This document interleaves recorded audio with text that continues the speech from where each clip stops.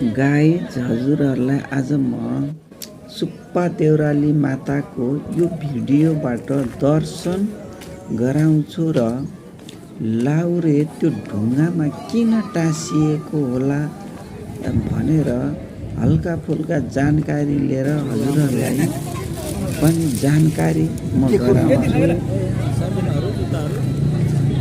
महेन्द्र राजमार्गको शून्यदेखि 48 किलोमिटर उत्तर अर्घाखाँची सन्धि खर्कमा यो सुप्पा देउराली माताको मन्दिर पर्छ। परापूर्व कालमा खाँची कोटमा रोग व्याधि झाडा पखाला बेसरी फैलिएछ र त्यहाँको सबै चाहिँ गाउँले मिलेर एकजना खनाल खर्का ज्योतिषीलाई हेर्न लगाएछ।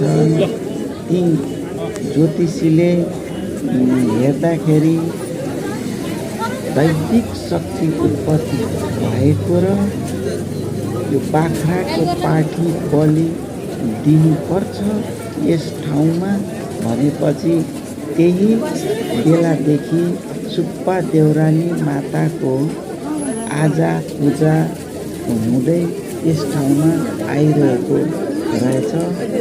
किंवदन्ती अनुसार खाँची घर भएका एक व्यक्ति लाउरे बनेर धेरै पैसा कमाउन सक्छु र त्यसपछि हजुरलाई मातालाई कालो बोका र भेटी चढाउँछु भनी भाकल गरेर लाउरे त्यो पुरा गरिसकेपछि लाउरे इन्डिया पसेछ। पुरा पैसा पनि धेरै कमाएछ, लाउरे पनि बनेछ। अनि त्यसपछि ऊ धेरै वर्ष इन्डियामा बसेर घर फर्किने क्रममा चाहिँ ऊ सुप्पा देउराली मातालाई चाहिँ छलेर अर्कै बाटो चाहिँ नि हजुरको घर जाने तर्खर गर्दै रहेछ।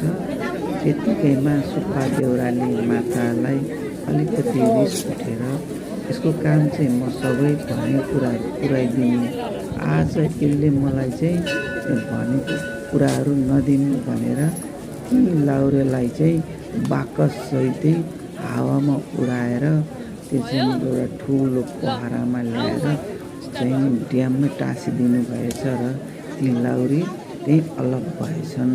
त्यसै कारणले हजुरहरू आज पूजा गर्न सुप्पा देउराली मन्दिरमा जाँदा पहिला गणेशलाई पूजा गर्नुहोला, त्यसपछि सुप्पा देउराली माताको पूजाआजा गर्नुहोला